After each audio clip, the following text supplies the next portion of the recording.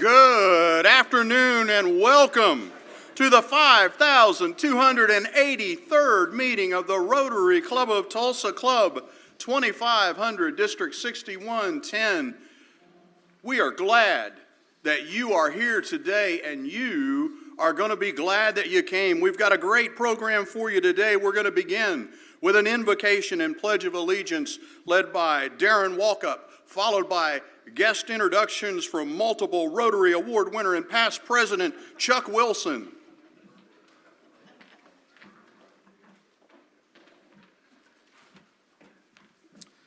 Join me in the invocation.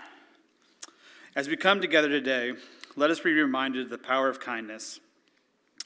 In a world filled with challenges, small acts of compassion and understanding can bring light to even the darkest moments.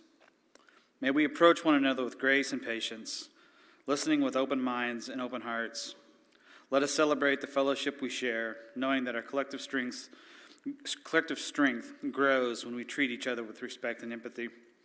As Rotarians, may we carry this spirit of kindness beyond this room, extending it to our families, our communities, and all those we serve. Together, let us strive to make this a more compassionate world. Please join me in the Pledge of Allegiance.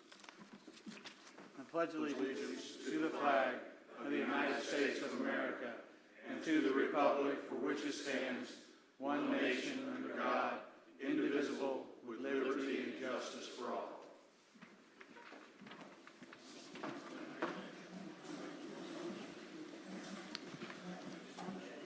You know, Mr. President, those awards were a long time ago, but thank you for recognizing that. I appreciate it. We have a wonderful group of guests today. Looking forward to introducing every one of you. So when I call your name and you're a guest Rotarian, would you please stand, remain standing until all have been introduced. First, there is Brady Hawkins with Case Anderson. Case has several guests, also Addison Walton, Caton Carter, and then Brian Jackson has with him Kyle Coulter. Amy Barclay is a guest of Rotary today, along with Keisha Andrews. We're glad to have you. Braden Hauge is the guest of Barney James. Bethany Wilson brought Johanna today. Mary Beth Sawyer brought Jeff Alderman. Joe Druten is the guest of Allison Anthony. Allison Walden is the guest of Mike Neal. The wife of Jerry David Dillon, Denise, is with us here today. Dwight McDonald is here with me today. Justin McLaughlin is our guest. Darcy Moran, the wife of Joe Moran, is with us. And then we have two visiting Rotarians. We will acknowledge them in our traditional way. First, from Broken Arrow, Steve Barnes. Hello, Steve. And also Andrew House. We're glad to have all of you. Thank you very much.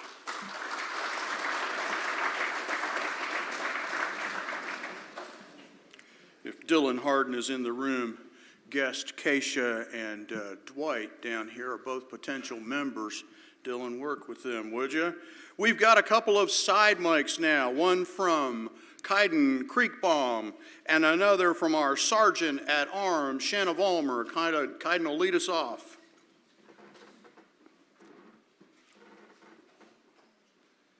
Hello, everyone. If you're newer to Rotary, you might not know about the history of the Crescendo Music Awards. But about 20 years ago, the club started an award program for really promising young musicians. 1996? 26 years ago. And it grew spectacularly, so much so that every year the winners started to be students flying in from Juilliard, Manhattan School of Music, and Curtis. It was a very big deal. And it got to be so big, it was very difficult to manage. So about 10 years ago, we switched to a grants program. And we are launching the grants again this year. Students are eligible, teachers are eligible. We've sent teachers to Europe to study conducting. We've sent students to summer programs. We've bought instruments for classrooms. It's a wonderful program. The reason I'm telling you about it is the website's live. we've already gotten our first applications, and I'd love for you to help on the committee. It is one of the easiest committees to serve on. We meet generally once. You need to do some homework to read all of the applications, to understand who you think is deserving, and then we meet as a committee and decide how to give away the grant money for the year. So I would love for you to join us. It is easy, it's rewarding, and it's a wonderful program to be a part of. So send me an email if you'd like to participate. We'd love to have you on the committee. Thank you.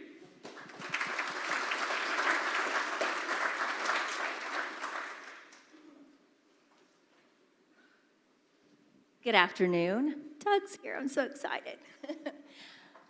First, I want to kick off, before I get started, if I can have every woman in the room stand up, please. Stand up, ladies. In honor of March 8th and Women's International Day, men, give these women an applaud for all the impact that they make in this club, in Tulsa, and in their businesses. You may be seated. Thank you, ladies. I also, ladies, would like to kind of kick off, if you'd like to donate to the fund. Being a woman, I'll start it off. It doesn't matter if it's $10, $20, $50. If you'd like to donate as a woman to the foundation, please see Tommy Lynn at the end of the meeting. Do I have some takers here? Women making the impact? There we go. Kathy, Brooke, Rhonda, thank you. Ladies in the back as well. Speaking of women, I wanted to take this opportunity to recognize one of our own, Becky Fields Wilson. She spoke. I don't know if anybody saw it. Becky, are you here today by chance? No, darn.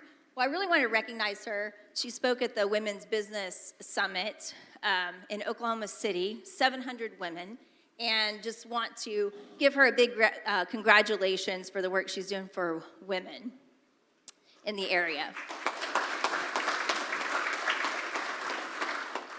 Another great woman of Rotary, Kathy Gurrell. Happy birthday, Kathy, March 6th. Kathy donated $100 in honor of the human trafficking response. Wonderful woman. Let's give Kathy a round of applause. Truly a great woman. Ben and Kathy have been such great people to me. I know my first year as a board member for the vocational service director, Kathy said, let's go to breakfast. And she taught me everything that I needed to know to be successful. So I really appreciate your friendship. Thanks, Kathy. Happy birthday. Next up, our Rotary Fantasy Football team. Raise your hand if you're on this team. I saw some of you guys here. Barney submitted. They donated $450 Club Foundation. So Tiffany, Chase, Dylan, Rob, Grant, Dylan, Jerry, Luke, Natalie, Daniel, thank you for your donation. Let's give them a round of applause.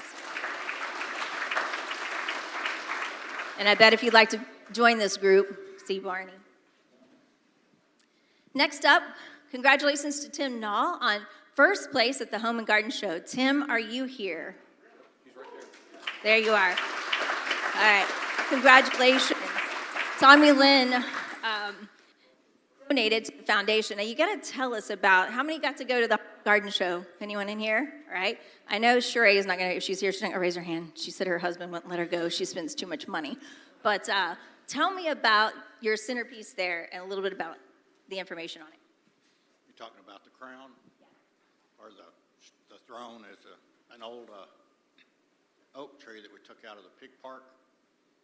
And we couldn't figure out how to get rid of it. And one of the guys said, well, why don't you just make a throne out of it and we'll put it in a garden show. And I said, well, why don't you go ahead and do that? And he did. And that's where it comes from. How much does that weigh? Ooh, it's got to be a lot. Well, congratulations on first place. Looks like Kathy and Ben came and saw you. Happy 80 years to Sade Music. Bob, I think I saw you. You're here, right? Yeah, there you go. He likes to hide from me right now. He donated $800 to celebrate the 80 years of Sade Music. Congratulations, that's remarkable. Also $200 to the Above and Beyond Awards. Bob, I found some pictures of you online. He also, he donated that $200 in memory of Tim Caldwell for the Above and Awards. Wow, I can't talk today. Thank you, Bob. Now, if you think that gets you out of the interview, think again, Bob. Also want to thank Keith Bailey for a $1,000 donation to the foundation, celebrating and getting ready for the April 21st trip to Oklahoma City. If you're going on that trip, visiting the Cowboy Hall of Fame, Keith Bailey is a board member since 2000. So thank you, Keith Bailey, for that kind donation. I asked and I received. I'm so excited. I'm going to be so busy this spring. Lots of interviews, already setting them up. I've got Hannibal set up, Prima Donna, Bob, Ray, Hal, Richard. A lot of great interviews that are going to be coming in the next few months. So thank you for reaching out, Sheree, Carl, for doing those sponsorships. Now, just a real quick question. Anybody using the conversation starters on the table? Anyone? All right, well, the membership committee has put those conversation starters on the table, so I encourage you, as you meet new people, those are great ways to get to know your neighbor and fellow Rotarians. Thank you, and have a great day.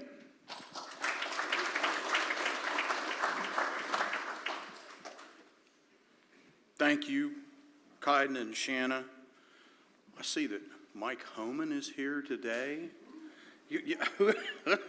Roger Ramsire, it's good to see you here today, sir. Thank you for coming.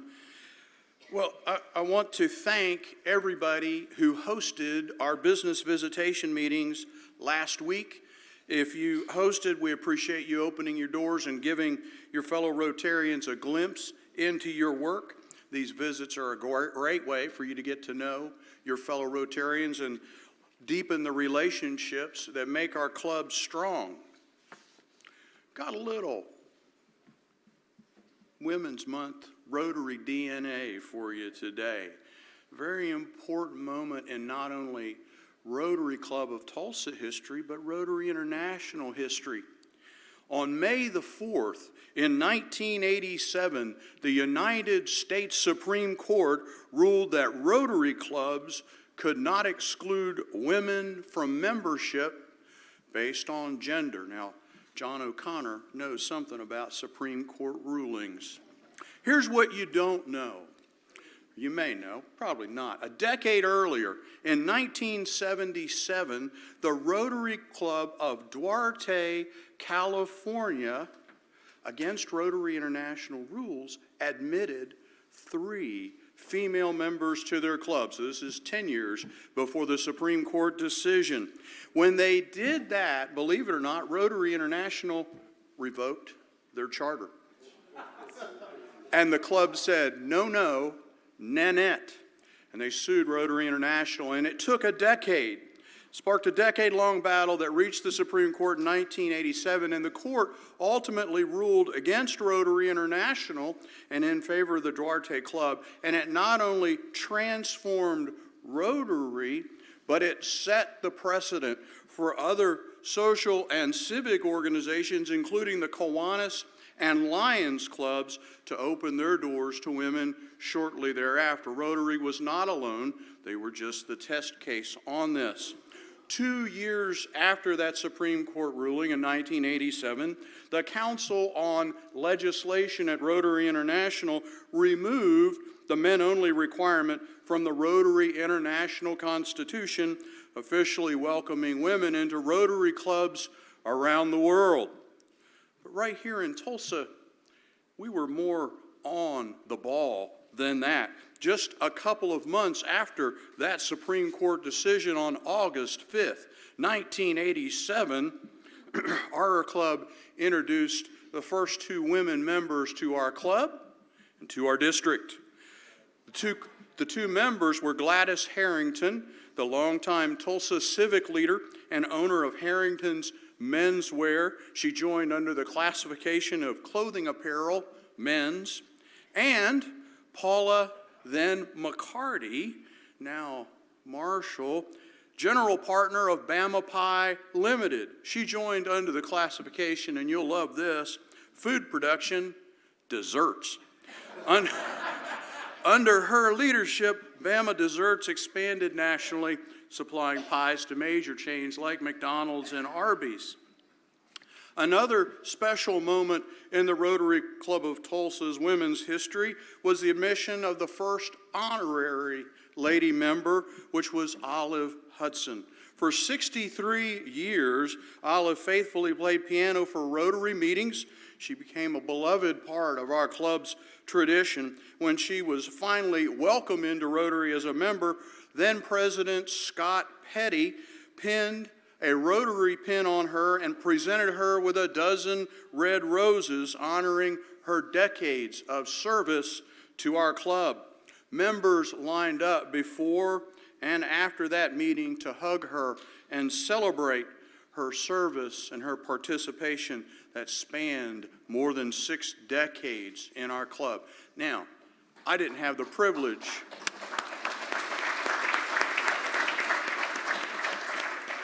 of being around for any of those meetings, but I know some of our members remember that event. Are there a couple of you here that would remember when she was given that honor, Bob? And yeah, that's awesome. That's great history to be in our club. This Women's History Month, we celebrate these trailblazers and the generations of women who continue to strengthen Rotary through leadership, service, and fellowship. At the beginning of those slides, Miguel, I don't know how hard it is to flip back. There was a little newspaper clipping that from one of that one right there. And if you look at the inside, right under where it says inside, women could make a positive impact if allowed to join the Rotary Club, says Dr. Hal Calhoun. How right he was, how grateful we are for all the women who make up such a powerful part of our club. Thank you.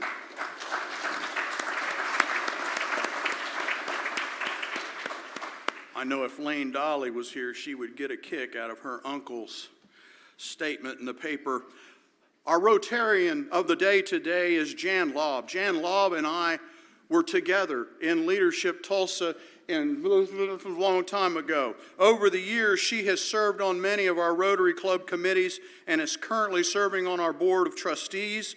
Jan is the Senior Director of Corporate Engagement with Oklahoma State University Foundation, supporting the Innovation Foundation. Please welcome our Rotarian of the day, Jan Laub.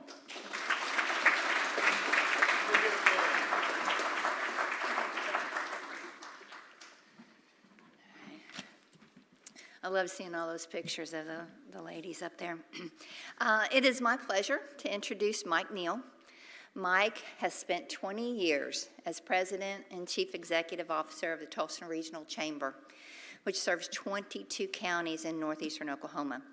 Now, before coming to Tulsa, he spent 4 years as President and CEO of the Nashville, Tennessee Chamber of Commerce, and 12 years as President and CEO of his hometown, Monroe, Louisiana, and their Chamber of Commerce. He is known about town for his Southern charm and unbridled enthusiasm for his job. Mike's enthusiasm is only surpassed by our fellow Rotarian, Roger Ramsire. Please welcome Mike Neal.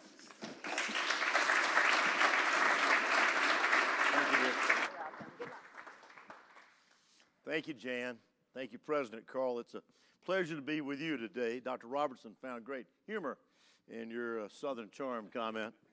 But good afternoon, everyone. It's a pleasure for our Chamber volunteer leadership and I to have a chance to spend a few minutes with you today having a little informal leadership, a little informal dialogue. With the help of my special guest, we'll take a quick look back at 2025, some of the great accomplishments of the business community in our region this past year, as well as then we'll begin to turn our focus toward the new 2026 year and sort of what's ahead. We'll try to leave a little time remaining for some entertain some questions that you may have. The three of us just returned with a couple hundred of our colleagues from Oklahoma City, the state capital. We have Tulsa Regional Day at the Capitol for the past 2 days on Monday evening and all day yesterday. There's lots of stories we could tell about that. One thing I will tell you is on the record, the three of us are pleased to announce today that we are absolutely not running for anything, especially public office. I, on the other hand, make accept campaign contributions to run for the border, but that's it. On to introductions. Our Chamber's 2025 chair, someone that some of you may have seen before, if you've ever turned a television on, Bill Knight has been Oklahoma's #1 Ford volume dealer for the past 17 years. Later this month, he'll celebrate the grand opening of a new Ford Pro Elite Commercial Service Center. You may also know that Bill has gradually grown his dealership number. He owns dealerships in Tulsa, Bartlesville, Stillwater, and most recently, Veneta. Bill and his company have been involved with the Chamber in numerous capacities for the past quarter of a century. And his company's long been known for exemplifying a phenomenal corporate culture of philanthropy and civic pride. Everyone, please give a warm Rotary welcome to Bill Knight.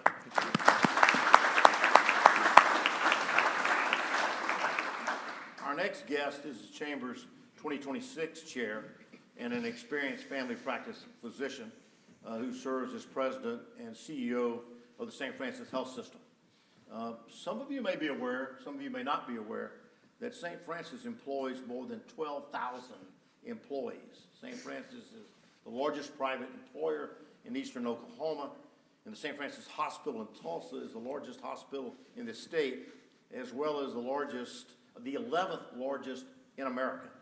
Please give a warm Tulsa Rotary welcome, Dr. Bill Roberts. Hey, Bill, I'll start with you.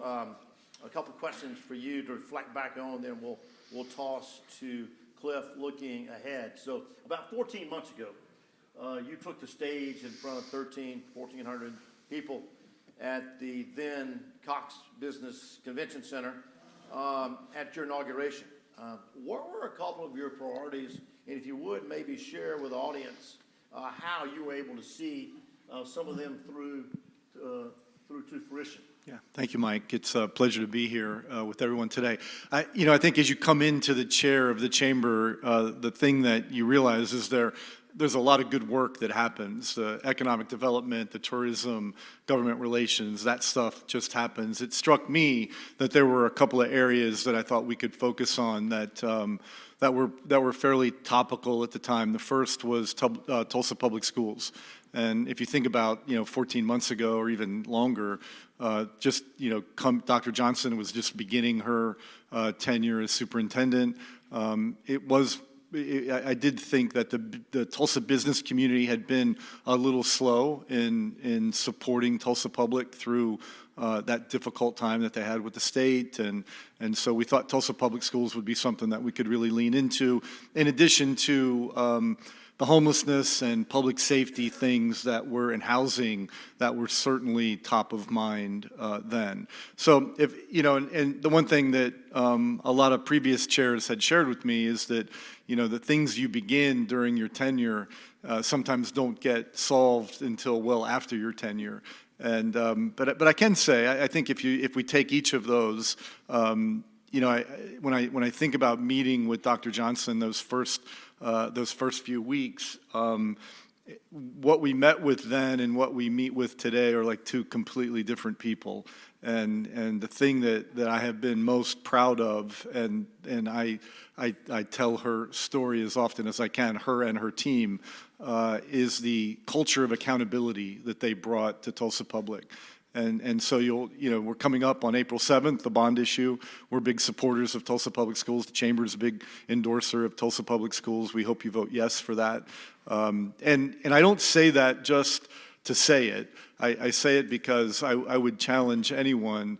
What we care about are outcomes. What we care about are getting our students more prepared for jobs after school or prepared for college. And I can say, in spending a lot of time with Dr. Johnson and her team, it is more, the culture there today is more accountable to the student and to the parent than it's certainly been in my experience. So I would just challenge you guys to don't take my word for it. Like, really press on that and research for yourself. I think Tulsa Public and I think it's been fun to watch the business community get involved with Tulsa Public Schools and really support them.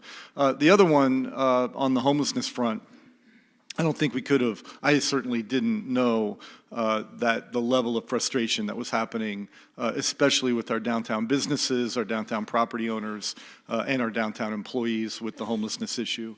That became really apparent really fast. So it became apparent to me, it became apparent to our new mayor, Mayor Nichols. And so what I think about there is that the first time, at least that I can remember, you've really got engaged CEOs from Williams, One Oak, all the guys that are downtown, Quick Trip, that have come together to really put pressure and accountability on the city government and the county government. And I think we're seeing, I think at this point we've decommissioned 5 encampments. We've housed about 63 people from the beginning. The first one was the Eagle's Nest back in October. All of those people are still housed. So I think there is a better plan, a more organized plan today than there certainly was when we started. Chief Larson made a big announcement yesterday of putting a downtown police precinct in, and something that we haven't seen for a while. That is big news. And the thing that really made me probably most proud was to hear him talk about why they did it. And because I will tell you, at those early meetings, the why to do it wasn't as apparent to many. And but to hear him talk about how important companies like Williams and BOK and Quick Trip are to the Tulsa community, and how the visibility of police officers in the downtown corridor, how important that is, really was great to hear. So I think, again, I think that's the role of the chamber, is to convene and get people all on the same page, and those are the things that we tried to do in 25. Bill, thank you. You did a great job of that. While you were chair, Tulsa received, I think it's safe to say, an unprecedented amount of national exposure. Just in late December, the Wall Street Journal named Tulsa one of the world's 10 best places to visit in 2026. I about had a stroke when I read that, but I was very happy. I was quite happy. But there was another 2-week period during the year that was perhaps the most eventful in Tulsa entertainment history. Tell us a little bit about that. Yeah, I think what that week, if you think about it, was the Today Show. It was Bono and Edge winning the Woody Guthrie Award, and then it was Paul McCartney being at the BOK Center. The thing that I think about the most around those is that the Today Show is at Guthrie Green. They spent a lot of time at Guthrie Green. They spent a lot of time at the Gathering Place and to show off Tulsa. Like, none of that happens without the investment of some unbelievably generous philanthropic organizations within the Tulsa community, and the vision of voting that we the Tulsa Vision package that we voted in to build the BOK Center, GKFF building the Gathering Place and Guthrie Green, and then we've got this great asset in Canes, and then of course Church Studios. So I always say, like, you can have the coolest restaurants and you can have the coolest breweries, but you can't duplicate the Gathering Place, you can't duplicate the Bob Dylan Center, and you can't duplicate the Woody Guthrie Center. And those are things that I think are unique about Tulsa, that bring a certain culture and a certain vibe to our city that I think allows all of those things to happen. So I would say those were unbelievably great things for the city. But what I always try to remember is none of that happens if the BOK Center doesn't get built, if the Woody Guthrie Center and the Bob Dylan Center aren't here. Thank you, GKFF, and the Gathering Place to show off during that great time.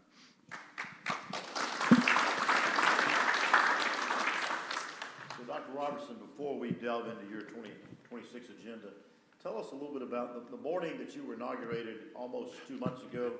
Tell us about a little small event that occurred in the south side of our city, and the significance of that.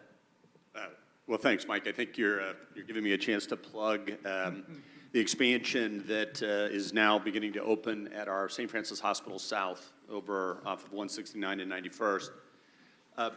You know, I guess it's not unusual for organizations to reinvest in the communities that they serve, and so we're just really privileged to be part of the sort of the fabric of Tulsa and have a history back to 1960. St. Francis does, and I think what's unique about it is, you know, that investment just for the expansion of South, which is ORs, ICUs, inpatient capacity as well.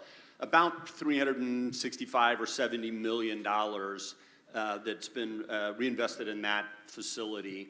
You know, I think the economic development team's economists did the analysis, and you know, somewhere around $750 million of really the first and sort of second order benefit that'll be to our local community. But the thing I really wanted to point out, which is the plug part, is we are a local not-for-profit health system. And so when we do a good job and create excess, when we have excess revenues, when we manage those dollars well and create reserves for the health system, we don't have shareholders and we don't have other states that we invest in. We are 100% focused on Northeast Oklahoma. Actually, we say Eastern Oklahoma because we do draw patients from Southeastern Oklahoma as well. But that's the beauty of the St. Francis Health System. That's what attracted me to it, was that, you know, when we do well, we can reinvest those reserves back into the communities and into the needs of the community that we're so blessed to serve. So we've also had a major project at Muskogee, and so St. Francis Hospital in Muskogee is actually moving patients into the new tower today. So we're also committed to reinvesting dollars into the rural health care. And so you may have heard we took over the City of Bristow facility and are now operating that ER. We're building a new emergency department in Eufaula. Their hospital closed about a decade ago, and we'll continue to make, you'll hear more in the not too distant future about more investments into some of the more rural communities around Eastern Oklahoma where St. Francis can provide healthcare services. So thanks for the question. Thanks, Cliff. Prior to assuming the chamber chairmanship, you spent the past 3 years as chairman of Tulsa's Future, the chamber-led 22-county regional economic development organization. Can you talk about your work, what Tulsa's Future, the chamber, is doing to work with existing companies and expanding, as well as working to attract new companies and new talent to this region? Well, thanks. You know, I will admit, when I was asked to take on the chair of that role, I was like, my first response was, I don't know anything about economic development, but I was really interested in it and wanted to sort of take on the role and learn. And what I have learned, and for those of you that have been involved with Tulsa Regional Chamber, you already know this. For those of you who haven't, we have an unbelievable economic development team that's part of the chamber, and they do amazing work. And what was a big learning for me is not only are we focused on responding to requests from companies all over the world that are interested in either relocating or creating secondary manufacturing facilities or headquarters in and around Tulsa, our economic development team spends an equal amount of time calling on, working with existing companies, existing organizations that are thinking about growing, that want to grow, that have needs that are not yet been met, because that's just as important as trying to attract new companies into the region. And so that for me was the biggest learning, which was, you know, just because you're an existing organization here in Tulsa, it doesn't mean that our economic development team isn't thinking about you. They are, and particularly around the issues of workforce development, where all of us that are growing, I mean, our two expansions are going to add 1,000 FTEs, full-time equivalents, to our workforce. And so being able to have an advocate at the chamber who can work with our our educational partners around the region, can advocate at the state for investment in the healthcare workforce development needs has been really powerful. And so I would say that is the one takeaway is that it's not all about meeting with site selection consultants or even, teams from other companies that are interested in moving here. It's also our economic development team spends time focusing on how do we make sure that our existing companies can grow and thrive and be as successful as Bill Knight Ford. That's good, Cliff. Question for either one of you. Bill, you may want to start, and Cliff may want to add. 2026, as many of us in this room know, is the 100th anniversary of Route 66. Tulsa is the official capital of the Mother Road. We also, you'll see some cards at your tables. We know that the Guinness World Record folks will be at town on May the 30th as Tulsa tries to set a world record for the longest classic car parade. You may want to discuss with Bill what exactly a classic car is. I know I've seen a couple of your cars, they look pretty classic to me.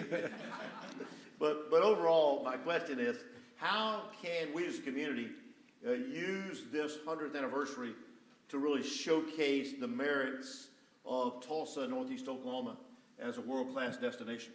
Yeah, thanks, Mike. I think this is one where we could do nothing and no one would know, or we could do something and really try to make something big out of it. And I'm really excited that we're doing something. And the Chamber's kind of taken the lead on it. Lieutenant Governor Pinnell's obviously been a huge supporter of that. So obviously with my background, anything that promotes the car culture, we like. But I think there's a lot of generations that don't understand what Route 66 meant and what Route 66 meant to Tulsa and Northeast Oklahoma. So I think I couldn't be prouder that we're doing what we're doing. The Capitol Cruise, I talked to Renee yesterday, we're at 1,555. We need 3,000, so kind of over halfway there already, which I thought was pretty good. And to define that, it's 96 or older is a classic car. So you go on, you can register for that. But I think it's classic Tulsa where we're going to create something and really have fun with it during that weekend of last weekend in May. Hopefully the weather cooperates well with us and we do it. But I think it's going to be a lot of fun. And I think the Chamber taking the lead in what Renee and her team have done on the tourism side has been really impressive. Cliff, the only thing I would add is some of the things that I've learned is that these tourism events, yes, they'll have maybe a short-term economic impact, but we have examples of companies that have decided to relocate or expand in Tulsa after experiencing Tulsa through one of these tourism events. We've got examples of folks that attended the PGA out at Southern Hills and then ultimately moved their company here or expanded their company into Tulsa. So it has both short-term economic benefit, but potentially very long-term economic benefit. As somebody who moved to Tulsa 5 years ago and loves this community and is so impressed with it's a little hidden jewel, part of me always wants to not tell people about Tulsa because we don't want too many folks moving here. But I'm also smart enough to understand that communities that aren't growing are dying, and so these investments that ultimately lead to the growth of the region are really beneficial to all of us. So I'm really excited about it, and as a self-proclaimed car guy, I can't wait to see the cars that are going to come from all over the country to participate in this parade. Thank you, gentlemen. Great responses. Question really for both of you here, and Bill, you referenced this a little bit in your very introductory comments, and that is, could you gentlemen touch quickly on really the importance of public-private partnerships, the role that the Chamber plays in working with city government and working with county government and working with regional government and working with tribal government and working with state and federal government. Can you talk about the importance of those partnerships? Yeah, I'll go for it. Yeah, so I think, and this is something that I've probably learned over the years and certainly been more aware of it the last 2 years. But I think I always look at as I said earlier, the role of the Chamber is the convener. And the thing that when we go on these city visits, inner-city visits to other cities, whether we went to Detroit a couple of years ago, we went to Salt Lake City last year, we're going to Kansas City this year. The one thing that is common with those cities that have success is alignment. Alignment with business, government, philanthropic communities. They all get on the same page. And I think that's that's kind of what Mike's talking about in terms of the partnerships. When I think about, and sometimes when we came back from Detroit, a city that I know very well, you know, I said they had crisis, and that's what created. They had decades of misalignment, and then they had a crisis. They went bankrupt. Their football team went 0-16. They had all kinds of crisis, right? And I said it would be nice if we could get alignment without crisis. And then, quite honestly, I think the homelessness issue was our crisis, and that really did align all of those stakeholders together behind, we've got to find a better way.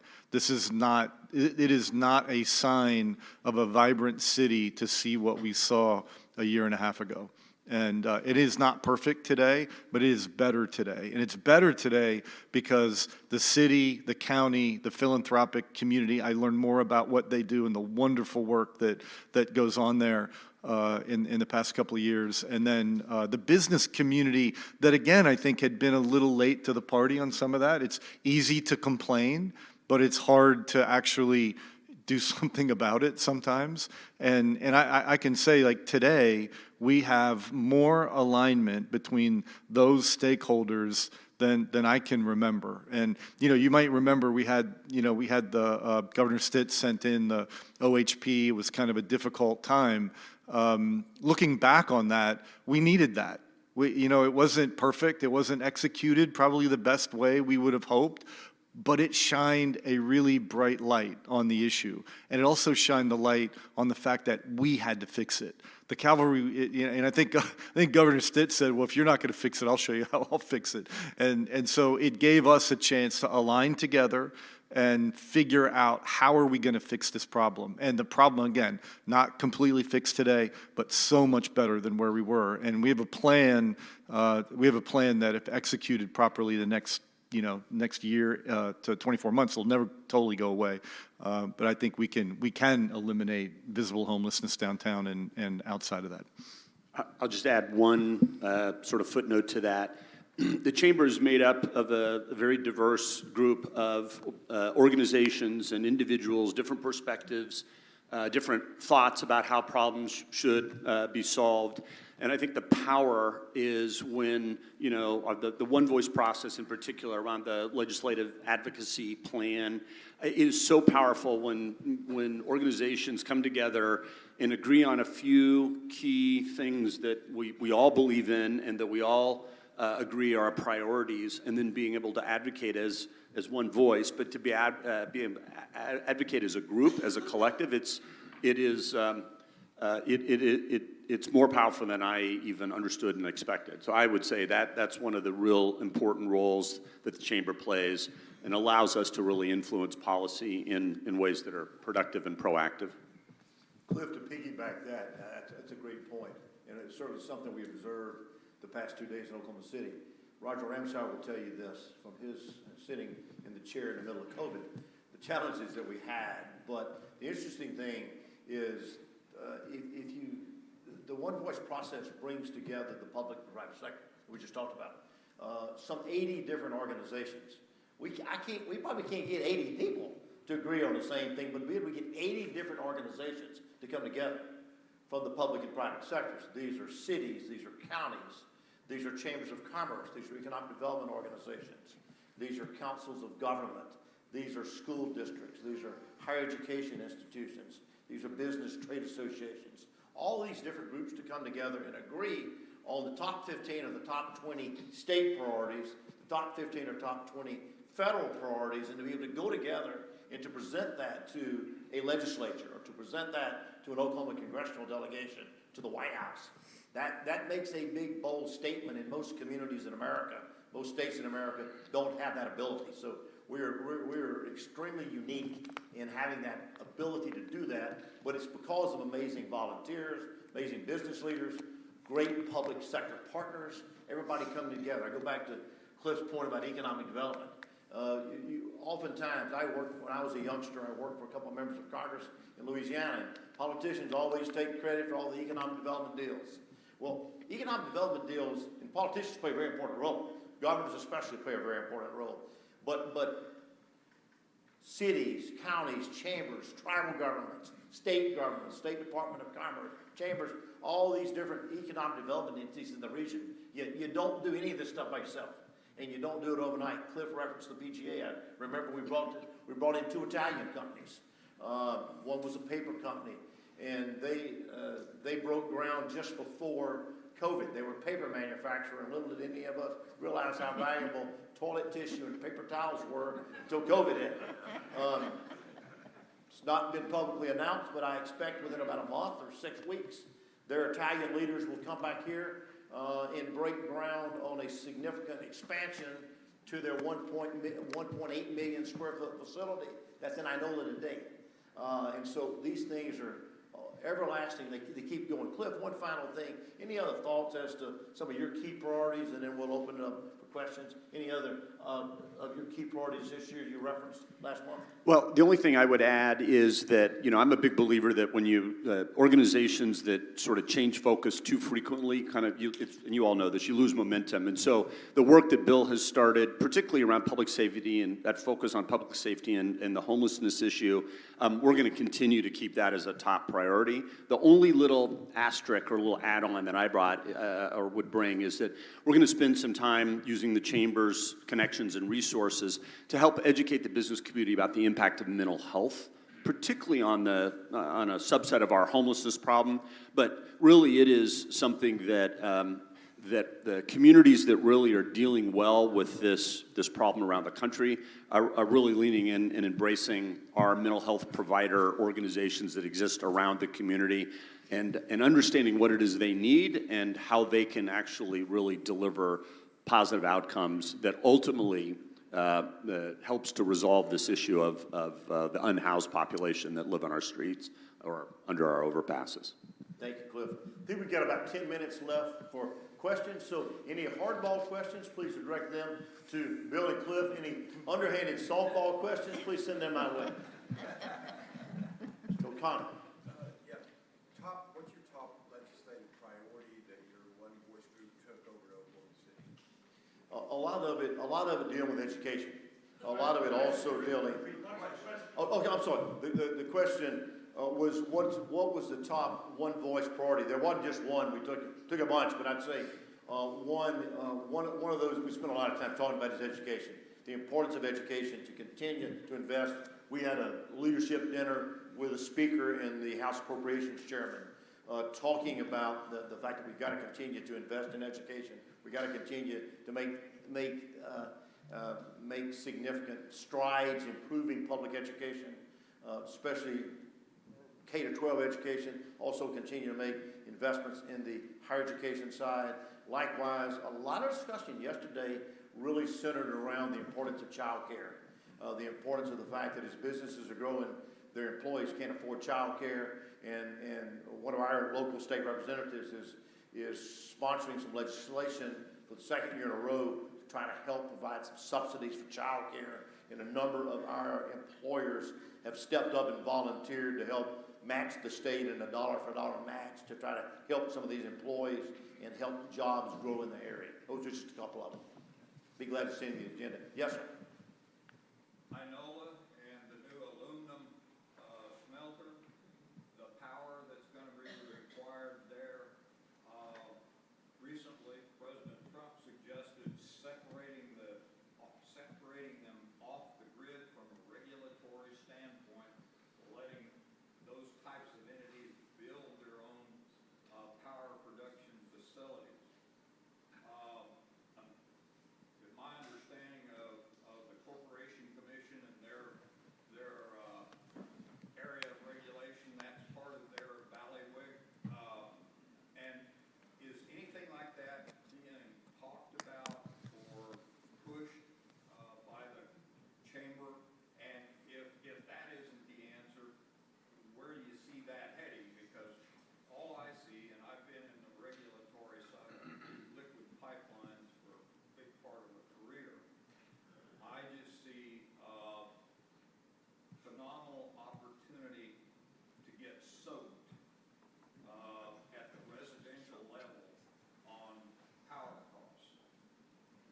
You want to maybe touch on maybe data centers first, and then I'll finish with that?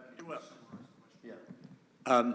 So with much of the economic development activity that's at least getting the headlines in the press, around data centers, or as the question was referring to, the new aluminum smelter up in Enola, it's about energy. And we actually, as a chamber, have spent time at many of our executive committee meetings sort of educating our executive committee about these demands and the potential impact as this kind of development comes into our region. I don't know that we have an answer relative to the approach from an advocacy perspective. I'll let Mike discuss that. But what I will say, and to your point, is I think we need, as a business community, actually just as a community in general, we need more education about what's real and what's not real about the data centers or these smelters relative to the impact on electricity costs, for that example as you raised, or water consumption, because the technology is changing so fast that I think many times I'm dealing with information that's probably now out of date relative to how much water or these approach to energy consumption. What I would say, though, this is just my own perspective, for healthcare's perspective, we have our own data center. We're going to probably end up requiring doubling that over the next few years, just in terms of its capacity and then the energy that it'll draw. And I suspect every business in the room is going to need to have access to data centers to be able to use the tools as these LLMs are continuing to evolve to lower the costs of the services that we provide or the products that are provided. And so it's going to be part of every one of us from a business perspective. It's going to be part of our future. I think communities that can figure out how to solve this issue around power generation, demand, and/or protecting cost to consumers, because that seems to be the number one reason why folks are resisting or at least skeptical about these, at least from the data center perspective. I think we're going to have to figure that out fairly quickly as a community. And quite frankly, we don't want our data and these dollars invested overseas. We don't. I mean, some people believe that it's a significant national security issue that we just don't really fully understand yet. And so I think the biggest thing the Chamber can do over the next year is help educate all of us about all of the intricacies around this. But we're going to need to come up with ways to produce more power and probably do it faster than we've done it historically. At least that's my belief. Yeah, thanks, Cliff. I would just simply add, I had a chance yesterday to have a brief visit at the Capitol with the attorney, one of the attorneys from the United Arab Emirates aluminum company, aluminum manufacturing company. Also had a chance to visit with Leanne Strawler, who's the president of PSO. Leanne is a member of our board and executive committee, is actually succeeding Cliff as chair of Tulsa's Future this year. She and her team assure us that they can take care of that facility.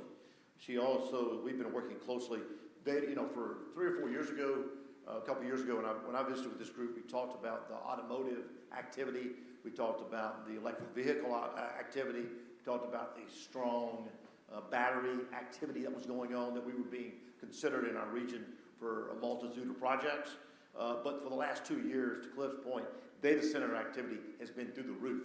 And as I spend time in D.C. and others, we're being told that, if you don't get these companies, especially if you don't get these bigger companies, someone else will get them, you'll be left behind. And so we've tried to be, in working with the mayor and others, trying to be strategic about not going after every single data center project that's looked at us, but to try to go after the bigger, what we think of the more serious ones, the ones that have the best future and best opportunity, and companies that you'd want to have your city or your region affiliated with. I go back to my days in Nashville following 9/11. We ended up recruiting the Bank of New York's first data center to ever leave New York.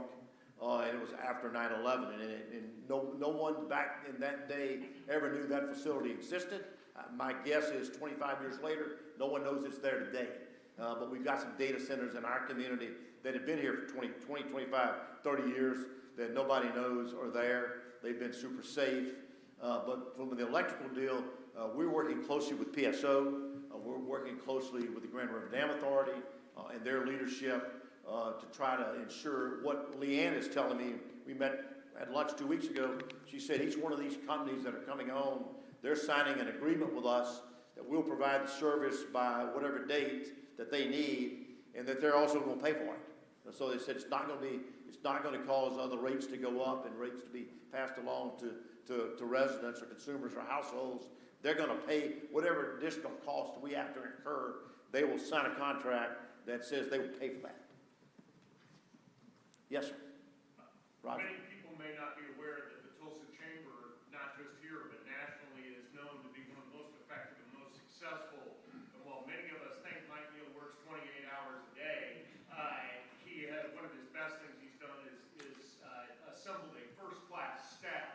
Mike, give a very brief summary of your Chief Operating Officer, Allison Walden, the responsible revenue she generates, and Renee McKinney and Katie Hank. Yeah, we're blessed. We've been fortunate to be named National Chamber of the Year 4 times in the past 20 years. No chamber in America has ever done that. And it's thanks to our amazing team. Justin McLaughlin. Justin, please stand. Justin is our Executive VP, Chief Operating Officer. Justin previously ran economic development for us, was our Senior VP of Economic Development. Allison Walden is our Senior VP. Allison, please stand. Our Senior VP of Development.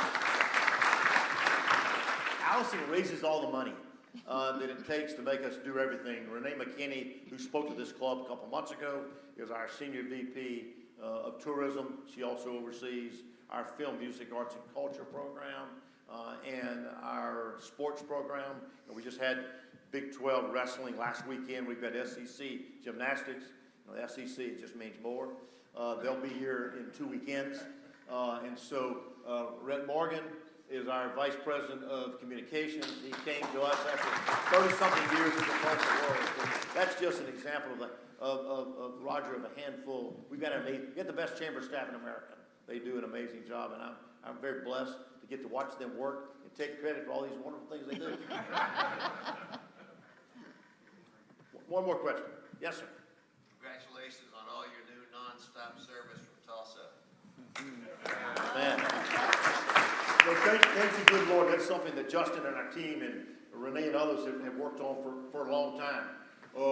We've especially worked very hard with the airport authority, Alexis Higgins. Renee's having lunch with her as we speak right now.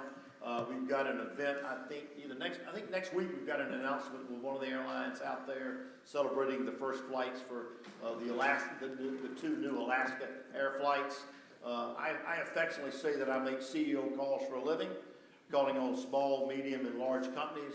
And probably the number one thing I've heard for 20 straight years here, 2 things I've heard for 20 straight years is, number one, we need more direct flights, and number 2, we need help finding workers. That Cliff has built on. We need workforce. And so the flights, we had made great progress prior to, and we're on track with American especially, to get a number of new flights, and then Roger became chamber chair and COVID hit. And everything just kind of came to a standstill for a while. We've finally been able to get those flights back and gain a number of others. And I think we're optimistic that we can continue to get 2 or 3 more each year. But my challenge, and every time I've spoken to this club, I said, you got to use them. If we got direct flights, I know some people say, well, you know, that flight's at 7 a.m. or 6 a.m. and I prefer to go at 9 a.m. The deal is real simple. Either you use it or we lose it. And there's lots of examples of where we've done that. And so whether it's the most convenient time for you or not, please get on that flight, whether it's going to New York, D.C., Phoenix, Salt Lake City, wherever. Alaska, Seattle, wherever. Get on it and use it, because if we don't, we'll be having a discussion in 5 years or 3 years or 2 years about why we lost all those flights. Got to use them.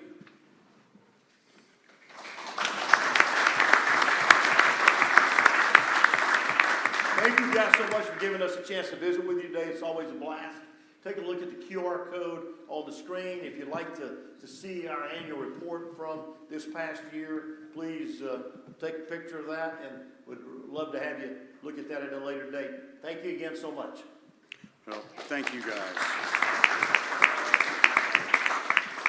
Cliff, Mike, and Bill, I come to these things and sometimes I'm not feeling great about Tulsa, and after I see Mike He's so enthusiastic and excited, and guys like you are able to articulate a clear path forward for our future. It just makes me feel better, makes me especially proud to be a Tulsan. Thank you for everything you and the Chamber does. Bill, I wanted to tell you, you mentioned alignment a little earlier, and we've talked about Rotary DNA this year, haven't we? And one of the things I've observed as I've learned about our Rotary DNA is this club has historically been very closely aligned with the Tulsa Chamber of Commerce. And I want you guys to know here today that it's our goal as a Rotary Club of Tulsa to be aligned with a path forward for the Chamber of Commerce and for the city of Tulsa. Help us help you in any way we can to advance that purpose.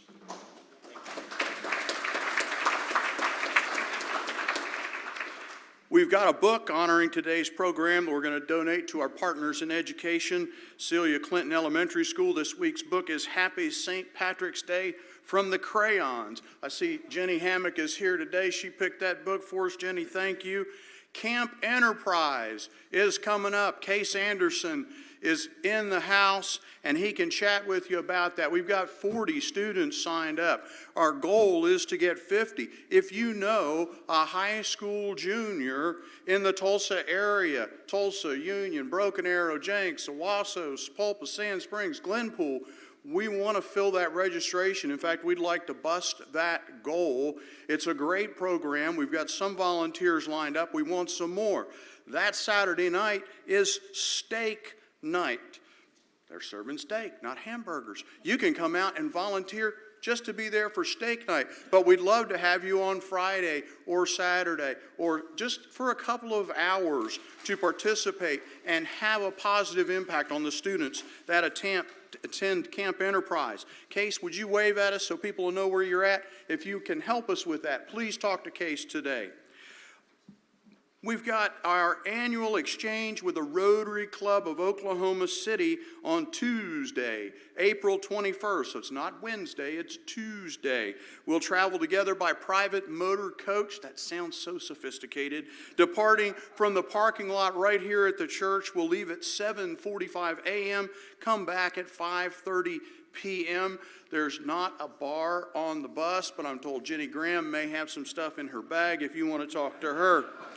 Our day in Oklahoma City will begin with a behind-the-scenes tour of the River Sport District. This is where we'll learn how this premier venue trains Olympic and World Championship athletes for the upcoming Summer Olympics. Club 29 will then host us for lunch, and Rotary at St. Luke's Methodist Church, their regular meeting place, featuring an inspiring program by the River Sport founder and Olympic and World Championship coordinator Mike Knopp. In the afternoon, and this is really cool, we'll visit the National Cowboy and Western Heritage Museum to explore the Route 66 experience, the cowboy, an immersive journey, and enjoy a closing reception there at Prosperity Junction. Steve Barnes, are you going to come to that with us? April 21st, you got to come. The cost is only $45 a person. The bus ride costs more than $45, so it's very reasonable. Includes a round-trip transportation, tours, a full day of fellowship and discovery, and don't miss this signature Rotary tradition. You'll find the registration link in the Monday Minute. Upcoming programs. If you've enjoyed our Tulsa DNA this year, Mary Beth Sawyer is going to have a Tulsa DNA on steroids on March 18th, talking about all the ways our club has directly influenced other institutions here in the Tulsa area. On March 25th, we have a guy, Mike Neal, referenced earlier, Kevin Stitt, coming to speak for us. The room will be full that day. You should register in advance. Please register your guests in advance so that Medi can have enough food for all of us here. Let's see, committee meetings. We've got a membership engagement meeting in room 231 right after this. There's a new member meeting in room 232. There's a Rotary International Foundation meeting in room 233. Eric, are you still doing your human trafficking meeting in Parker Hall here? Yep, okay, that's good. And then we want to thank our Rotary sponsors. You've got a placard on your table there that's got the names of all of our sponsors on it for their continued support to our club. Their sponsorship dollars, it's extra money they give to our operating fund to make this club work, make programs like this possible. We're grateful to those sponsors helping our club thrive. Thank you all for being here today. We'll look forward to seeing you next week. We stand adjourned.